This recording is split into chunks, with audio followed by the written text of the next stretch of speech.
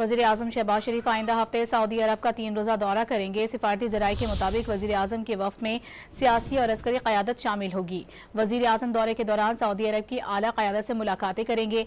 वज़ीर आज़म शहबाज शरीफ का सऊदी अरब में फ्यूचर इन्वेस्टमेंट इनिशिएटिव कॉन्फ्रेंस से खिताब भी शेड्यूल में शामिल है।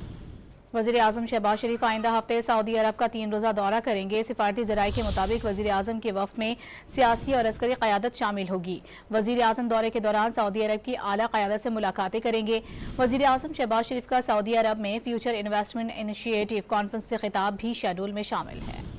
वज़ीर आज़म शहबाज शरीफ आइंदा हफ्ते सऊदी अरब का 3 रोज़ा दौरा करेंगे। सिफारती ज़राए के मुताबिक वज़ीर आज़म के वफ़द में सियासी और अस्करी क़यादत शामिल होगी। वज़ीर आज़म दौरे के दौरान सऊदी अरब की आला क़यादत से मुलाकातें करेंगे। वज़ीर आज़म शहबाज शरीफ का सऊदी अरब में फ्यूचर इन्वेस्टमेंट इनिशिएटिव कॉन्फ्रेंस से खिताब भी शेड्यूल में शामिल है।